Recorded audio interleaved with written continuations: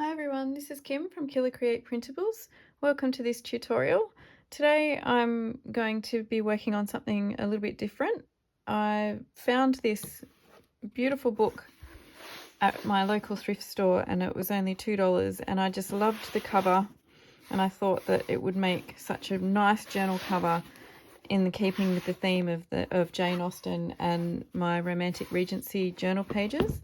So I'm planning to use the Romantic Regency cutaway journal pages in this journal, but today I just thought that I would work on the cover and see how I go with that. So what I've done is I've taken one of the Romantic Regency cutaway journal pages and I've actually just cut her completely out from that page because I'd like to use her on the cover.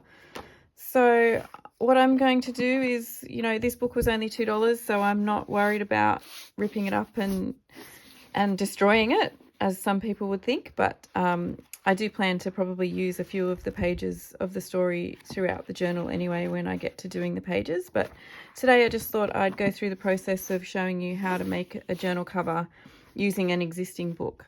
So what I plan to do, first of all, I'll cut the book block out of the cover so that I can then lay it flat. And what I'm planning to do is to use this lovely lady on the cover with, I've got some beautiful pieces of lace and I've also got these are little roses on a heart shape. I've got some bling. These were hair clips. All of these pieces I've picked up from my local thrift store. So if you don't go thrifting, I suggest maybe you think about doing that for your journal making because you can find some absolutely beautiful things to use. And then I've got a book plate. I'm planning on using this. This is from the Romantic Regency folio kit, this book plate. So I'm going to use that on the cover as well. And I've got some hardware here as well, which I've just got from my local craft store. Okay, so I'm going to start and sit back and follow along and we'll see how I go.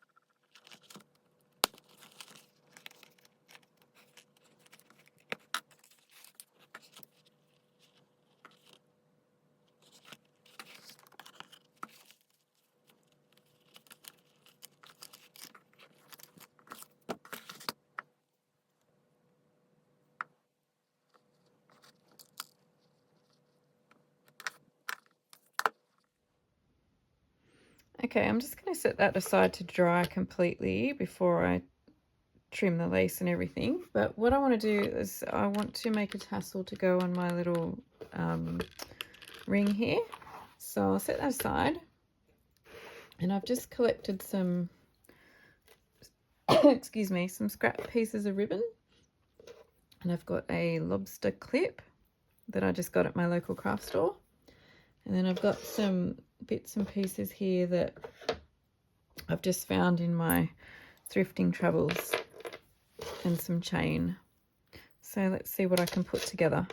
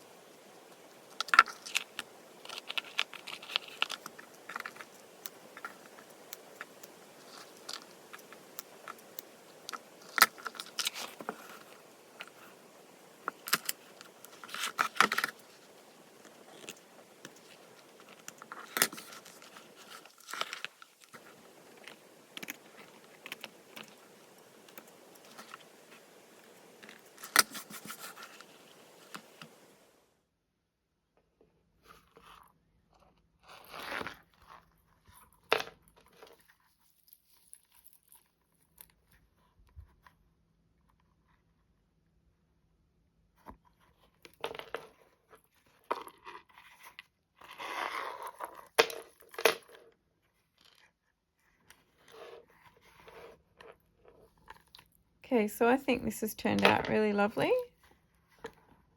And thank you for watching this tutorial and I hope you enjoyed crafting along with me as I made a journal cover from an existing book. I hope you'll watch the next video where I'll be preparing the signatures and sewing them into this lovely cover.